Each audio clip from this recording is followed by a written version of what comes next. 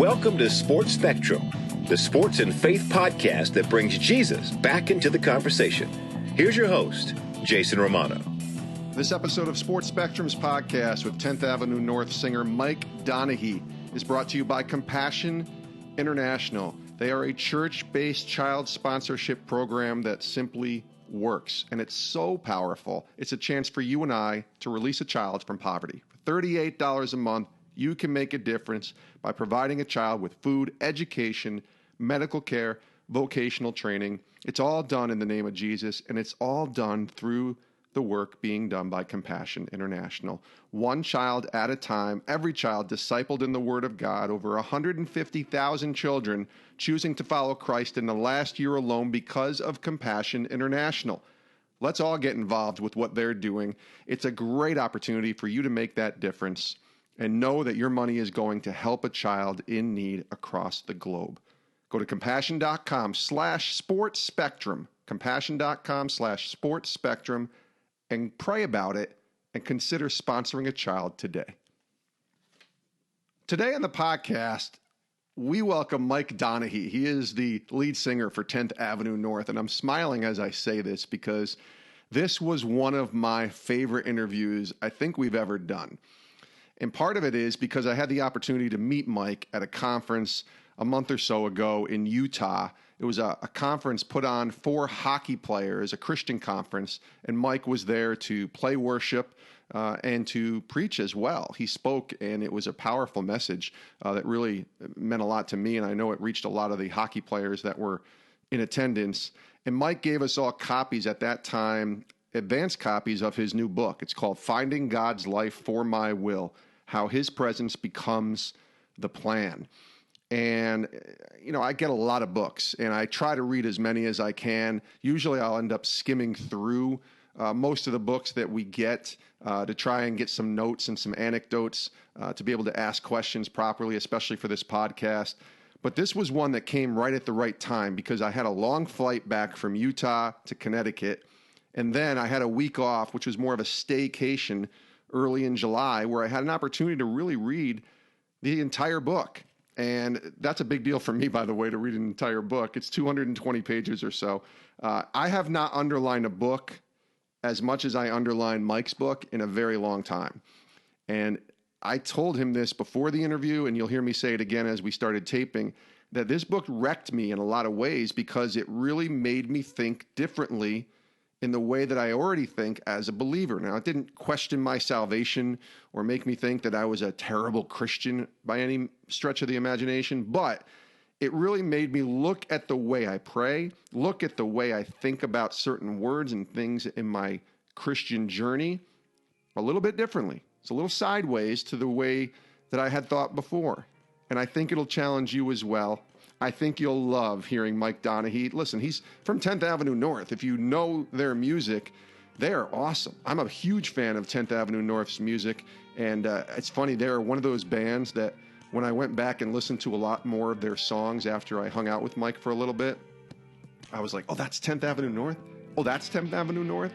I love that song. I didn't realize it was from 10th Avenue North, and I think we do that a lot of times as fans of music. But you will love Mike Donehey. Take a listen to our conversation here on Sports Spectrum's podcast. Love Mike.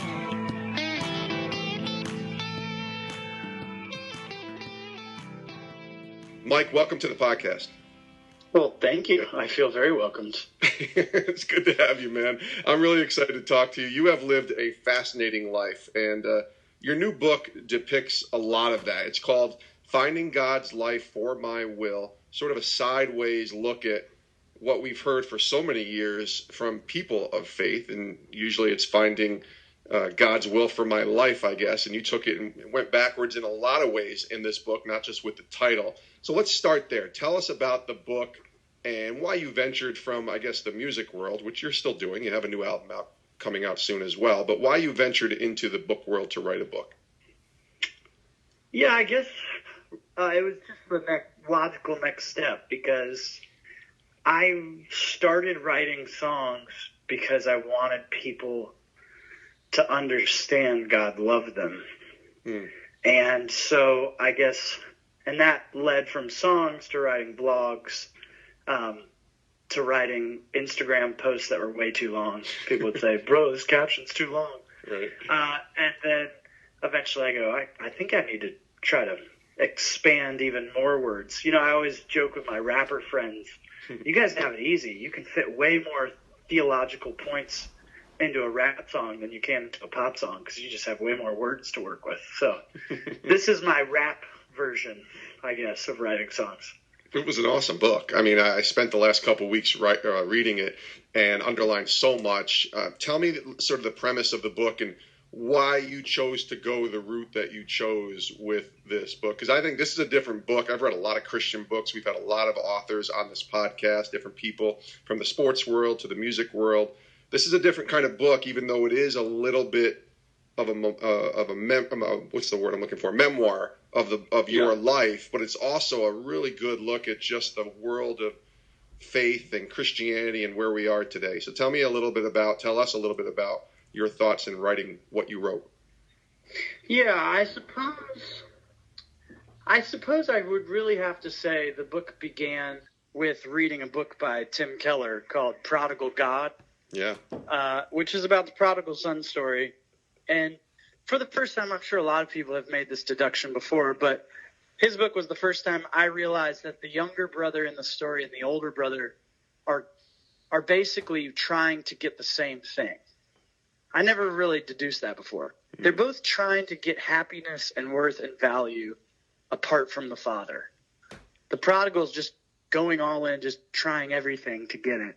The older brother is a little bit more nuanced. He's trying to blackmail the father into giving him happiness. Like, I'm here slaving away for you. And growing up in the church and then sort of I've realized how much of my life I've spent blackmailing God. I don't go the way of the prodigal because, honestly, that would ruin my reputation.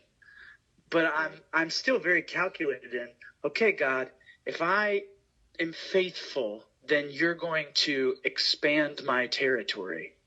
Not realizing that the territory God wants to expand is my heart, right? And so the book kind of came, a lot of people come to me, they're like, how did you know this was God's plan for your life, being a musician? And I kind of go, why are you asking me that question? Because it feels like what you're asking me is, how did you get God to give you what you wanted? Because I want to be famous or I want to be on stage. And so the book is like, look, man, most people who are asking, what's God's will for my life? I go, I don't think that's what you're asking, because that's really clear in Scripture. I mean, there's several places. Thessalonians would be the most plain, is when it says, be joyful always, pray continually, give thanks in all circumstances. This is God's will for your life in Christ Jesus. Yeah. But we go, joy, thanksgiving. No, that's not what I'm asking. I want to know his will for my life. I want to know the plan. And I go, yeah, I think God, okay, Hebrews says without faith it's impossible to please God, right? Yep. To exude faith, you have to not know what the whole plan is.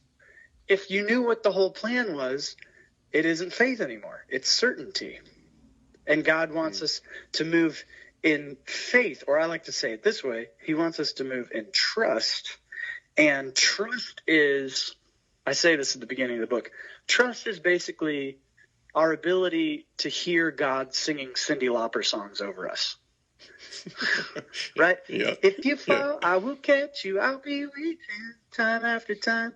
Trust is your ability to give your doubts over to the love of God. To say, I have no idea how this is going to work out. I have no idea what my life is going to look like, but I trust that God is there and he's holding me. So it's kind of the idea. So instead of asking, what's God's will for my life? I go, I don't think I need to really figure out the plan. I just need to figure out where God needs to change me. That's why I say finding God's life for my will, because I'm probably the one that needs changing. Right. I love the cover, too. It has you kind of sideways, which is a lot of what this book was for me. I told you before we even started taping, I said it really wrecked me in a lot of ways because it was sideways a little bit to the common Christianese and maybe thought process that a lot of believers who've been walking with the Lord for many years have. And so that kind of changed my thought process, and it really just focused on getting back to the basics and getting back to the root of all of this, which is my heart and my heart for the Lord. So thanks for writing this. I really do appreciate it. I want to kind of dive a little bit into your story because it really is a fascinating one. Let's start from the sports angle. This is a sports podcast, and you and I connected just a couple weeks ago at a conference in Utah for hockey players that our parent company, Pro Athletes Outreach, puts on. And just hearing about your journey and certainly reading your book now, knowing a little bit more about how much sports meant to you, especially as a kid, tell us about that, maybe where sports and how sports played a large role for you in your life growing up. Oh, I mean, let's be honest. Every musician I meet, they wish they were a pro athlete. And most of the pro athletes I've met, they wish they were a musician. This is true. Yeah, so, I was obsessed. I mean, I was a very active kid. I write about it. There's a chapter in the book called 42 Trips to the Principal's Office. I was very active and very wily. And, I played mostly soccer and basketball, kind of my passions. And unfortunately, I became very vertically challenged as I got older, so basketball kind of went out the window. But, I was all in on sports. I thought that's what I was going to do, or theater, which is a weird caveat, I guess. I don't usually meet a lot of athletes that are into theater, but I was like a strange breed in that way. And maybe it's because I wasn't that good at sports, but I figured acting, I could pretend like I was really good. I could convince people I was good. I don't know. Sure. But my senior year of high school, I got in a near fatal car accident on the way to school. Got thrown out of a car and broke my back in 2 places and flatlined 5 times on the way to the hospital, that kind of thing. And was really sort of forced into music because I had to lay on my back for 6 weeks or so waiting for my back to heal. And that's when I asked for a guitar. So I was very late to the game when it came to music. So I think that's because when I was 9, I had piano lessons for the first time. And then my mom said, okay, you can either do piano with Mrs. Sherwood, who was the sweetest lady, but she was 80 years old. Right. And it was me and this 80-year-old lady. She's like, you can continue piano lessons or do soccer. But that's all we have time for. So, I mean, what 8-year-old? I mean, I'm sure there are 8-year-olds out there that would choose, but I was like, I'm playing soccer. I'm not learning piano.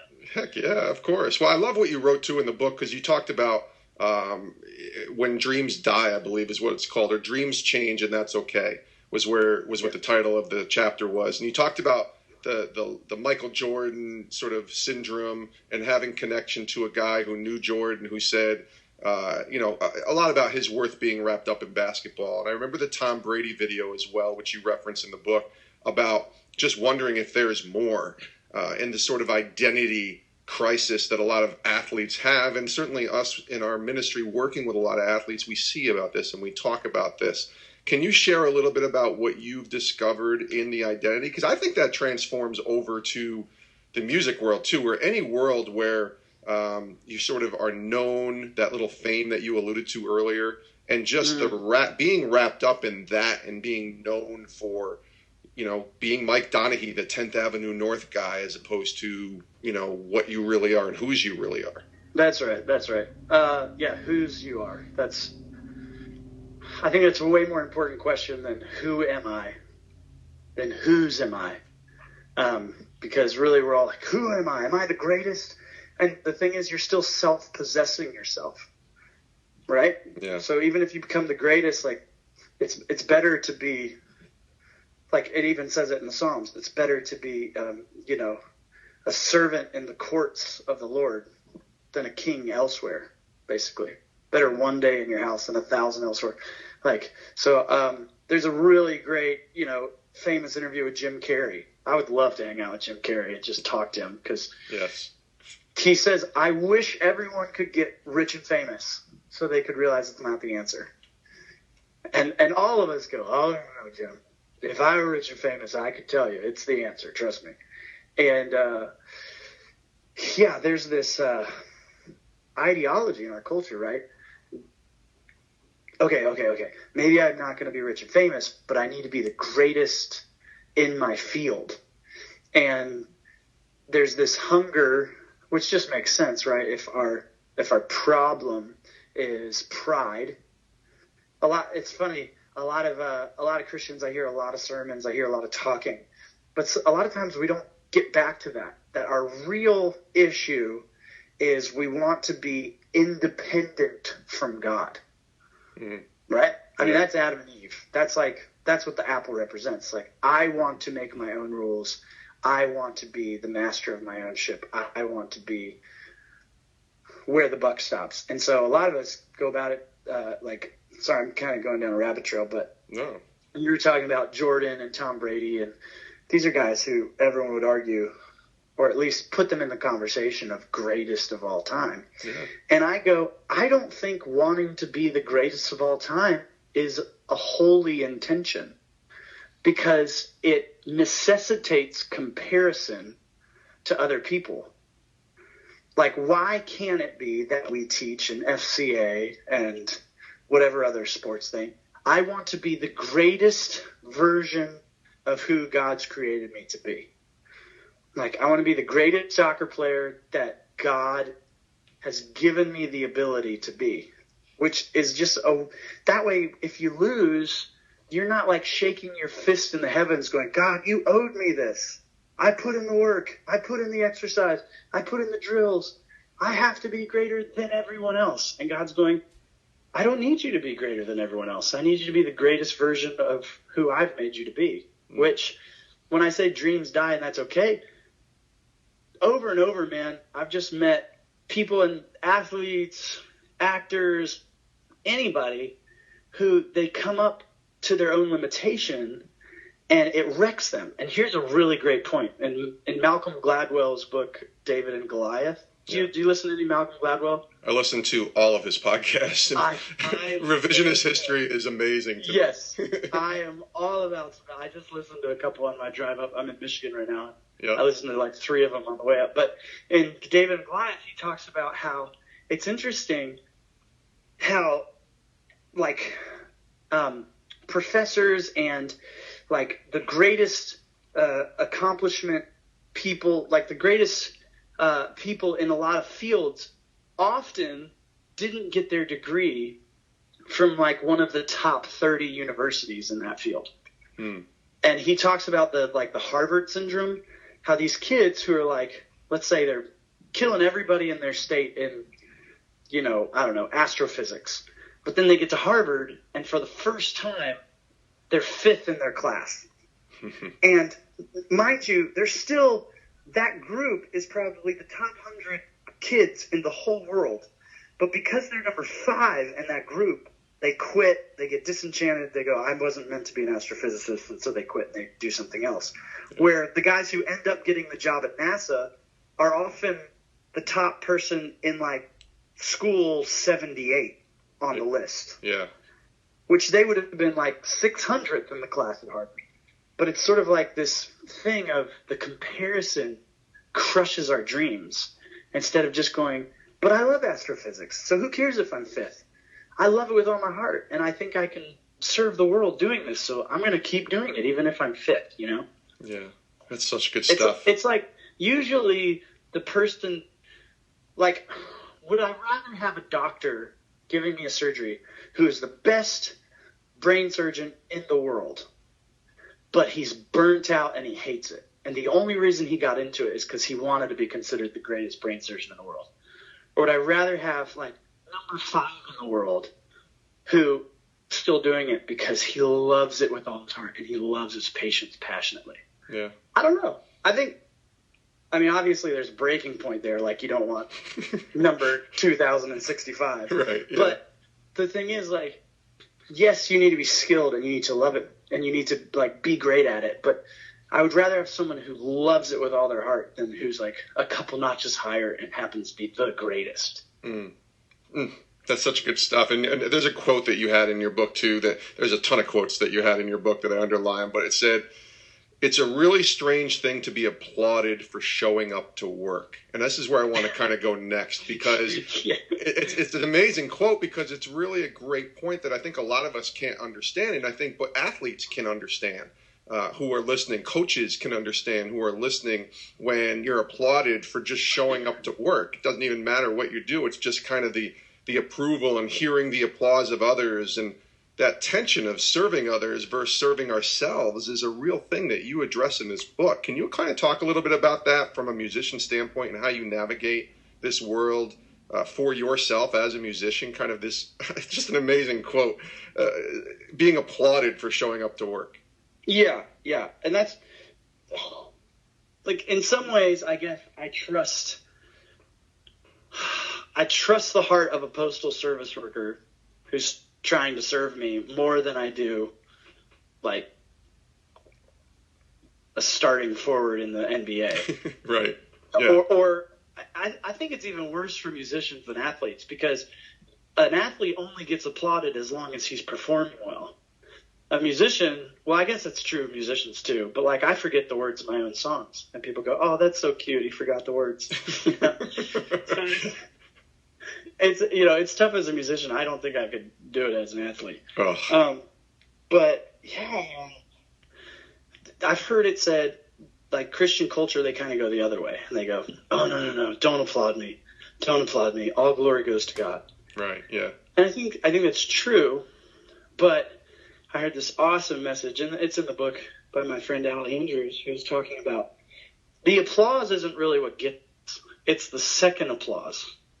So, like, as a musician, when I co-create with God, right, just as God created the world in some mystical way, we're not sure how that actually developed, but each day at the end of creating, looking at the blank canvas of the universe, and after each day he created, he stepped back and he applauded himself.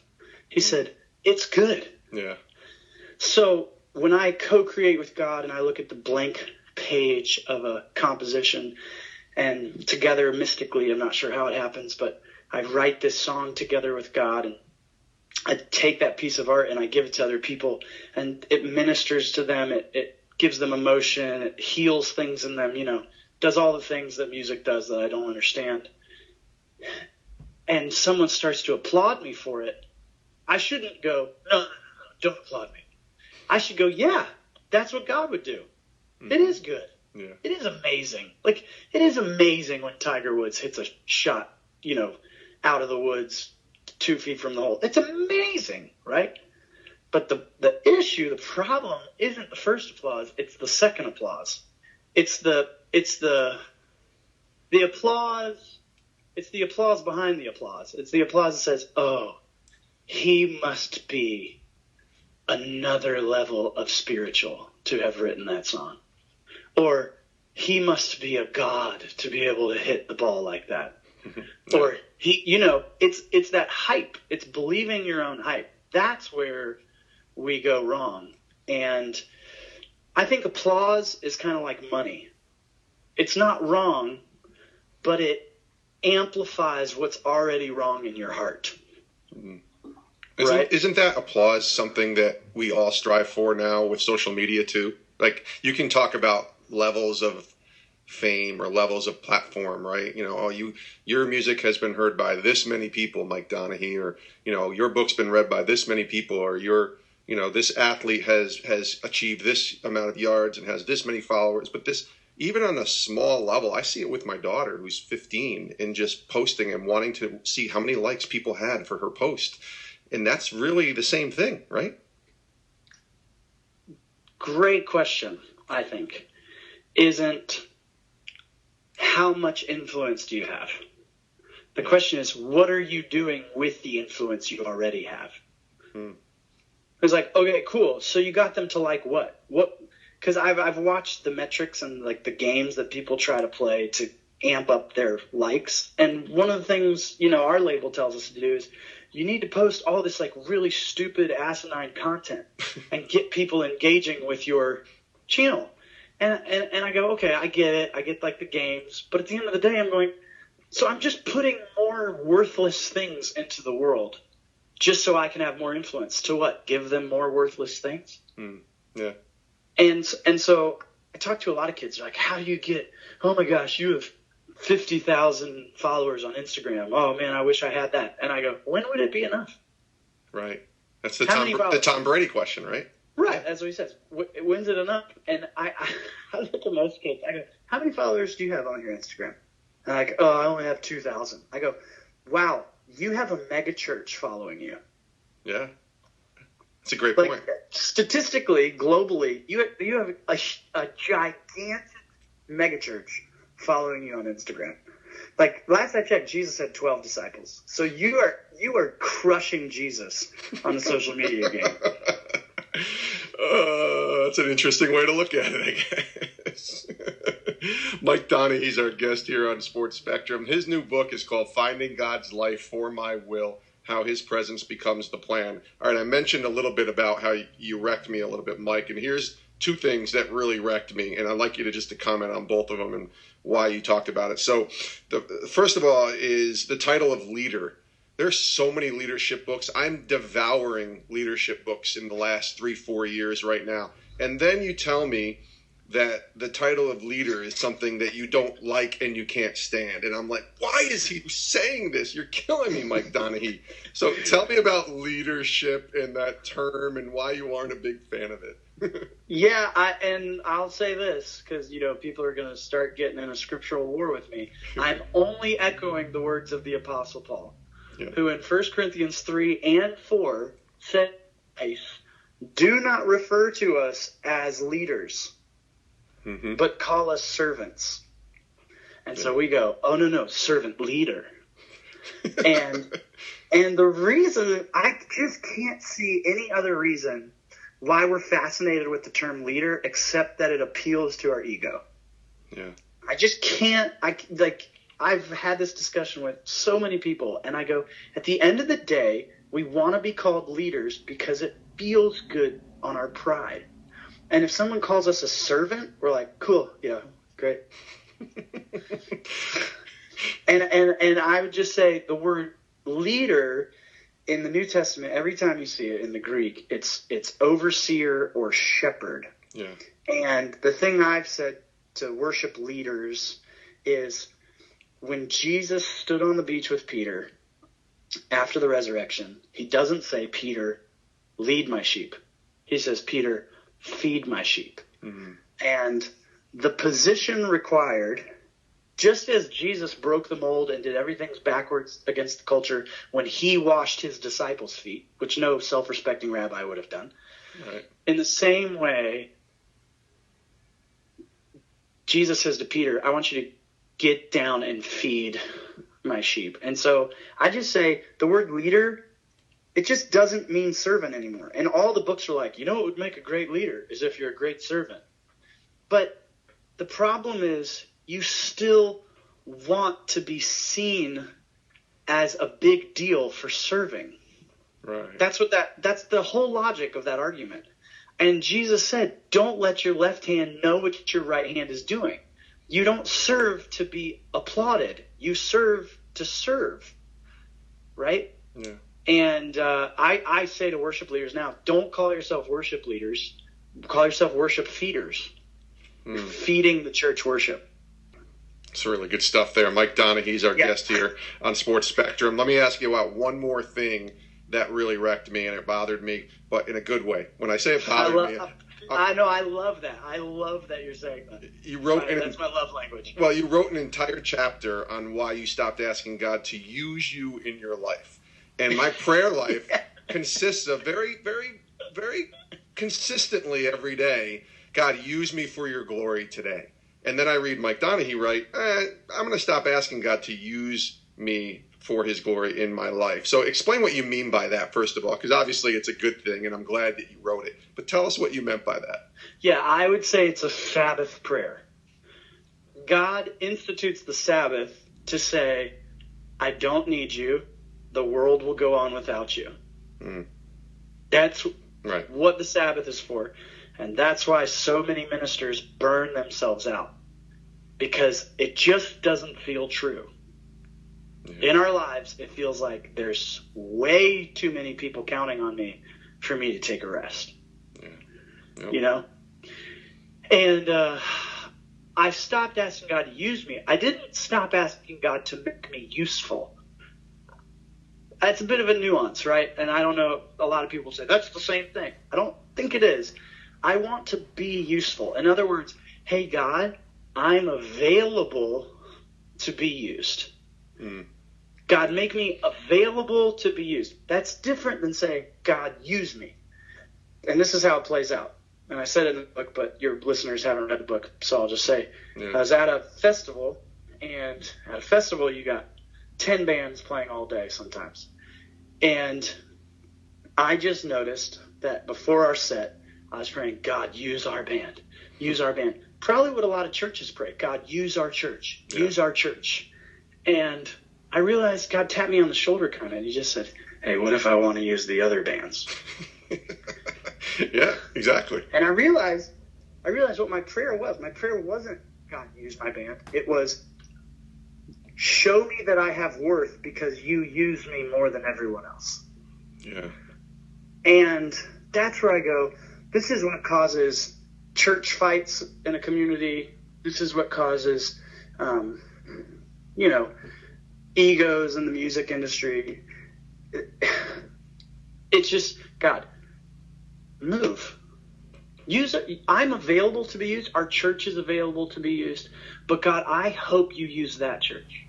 And I hope you use that other band. And suddenly, so people go, oh, that kind of stinks, because now I have to give everybody else credit and pray that everybody else is useful. It's like, yeah, because now if God uses the other church or the other band or the other whatever, or the other kid in your class, suddenly you're not overwrought with jealousy and angry that God didn't see your potential.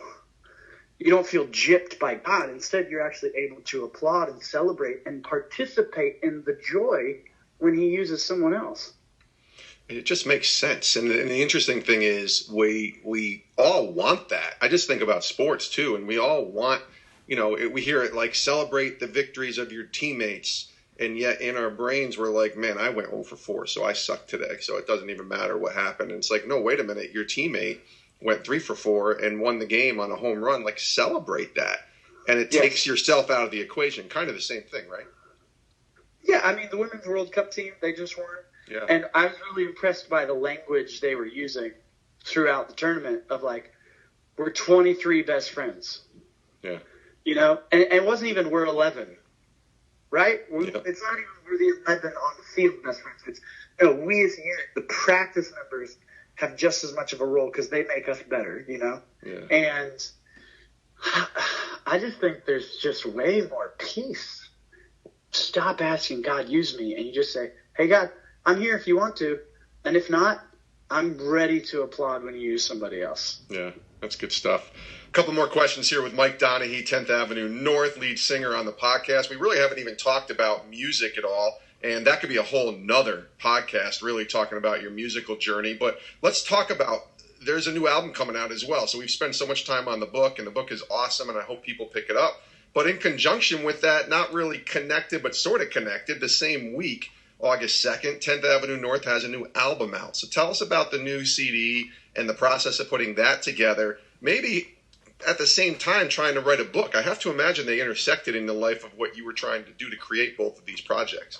Yeah, if anyone reads the book and listens to the record, they're going to see some cross-homogenizing of thoughts and lyrics for sure. Mm-hmm. The record, I get a little more specific about one sort of emotion that we're all feeling as a culture. And we called our new record No Shame. Mm. And so all the songs, all the music, it's geared toward, our hope. It's what we feel our particular calling is in the music industry, is to lift unnecessary shame off of people. Mm. And say unnecessary because I want to say shame is actually a gift. It's an emotion. All emotions are a gift, and then we can make positive movement from it or negative. And the no shame we mean is what Chip Dodd, who's a psychologist, he refers to, and many other do, as toxic shame, which is shame. Like when you first feel shame, it's often like a good thing. It's telling you, oh, I probably did something against my conscience, right? I probably did something, and if it's taken positively, it causes you to reach out and reconcile, maybe. Shame is often the feeling that you're not God and that you can't be everything for everybody. So it can cause you to actually ask for help, which is really positive, right? Yeah. It can move you to repent, maybe actually acknowledge, oh, I actually did do something terrible and I need to apologize and confess, and but the shame we're talking about, the toxic shame, is this voice in your head, the narrative that says unredeemable. Right? When we experience shame, we do two things. Shame and guilt. We do two things. We either convince ourselves that we shouldn't have to feel it. That's what #no shame. That's what people, I got no shame. I'll do whatever I want. I'll say whatever I want. I'll be whoever I want. And that's pride. That's like, you know what? I shouldn't have to feel shame. And I should get to do anything I want. And so we puff up and we get proud. And what ends up happening is we never experience intimacy because we basically say, I don't need it.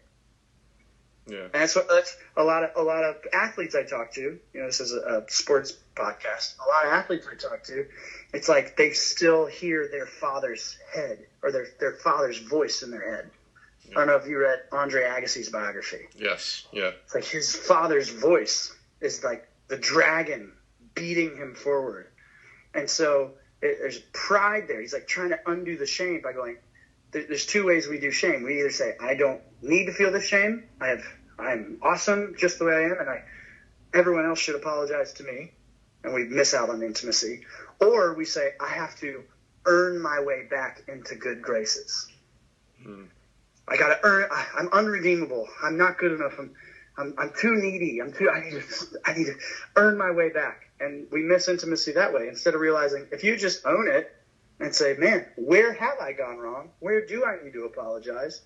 You would actually start discovering intimacy with people around you and hopefully with God. So that's our record. That was like way more of a philosophical answer than probably you were looking for. It's very musically fresh. My kids like to dance. They do a lot of booty dancing to one of the new songs. So yeah, August 2nd that's debuting, and you mentioned your kids. You got 4 daughters, and again, we could do 2 other podcasts just on music and about raising 4 girls. I have 1 girl, and that's enough, and I can't imagine adding 3 more to the mix. So that's awesome, though. Mike, last question. I want to be respectful to your time, and I really appreciate you being here on the show. Let me ask you this. We ask this to all of our guests here on the show, athletes, pastors, all different people, authors, writers, speakers. What is God teaching you today? Like, he taught you a lot because you just wrote a whole book and just finished a new album. But today, as we tape this in July, what is the Lord teaching you right now? Yeah, I love that question because I think it's really, my whole book is about that in Hebrews, over and over in the book of Hebrews. It's a very pastoral letter. And he just says, today, if you hear God's voice, don't harden your heart. Today. God's specifically saying to me today, like, hey, you need to be still. Yeah. And that Exodus 14 comes to mind, like, all that I require of you is to stand, and I will fight for you. Yeah. And it's kind of a thing I've been in for the last 2 weeks, but it definitely, that speaks to me today. No, that's good stuff there. He is Mike Donehey, the 10th Avenue North lead singer. The new album coming out August 2nd, No Shame. The new book coming out August 6th is called Finding God's Life for My Will, How His Presence Becomes the Plan. It's a fantastic book. It will challenge you. I presume if it challenges me, it's going to challenge many people listening. Please pick it up. You will love it. Mike Donehey, this has been awesome. Thanks for all the time that you've spent, and let's do it again. Dude, Jason, absolutely. You're awesome. Thanks, buddy. That was Mike Donehey, lead singer for 10th Avenue North. They've been a band since 2000, long time.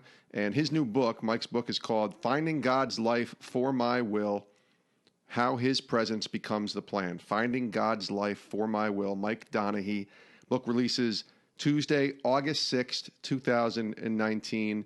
And it's one of the best books I've read. Seriously, please go out and get it. You will not be disappointed. Check out Mike Donehey's new book and also their new album. I love that 10th Avenue North is releasing a new CD right around the same time as they're releasing Mike Donehey, the lead singer's new book.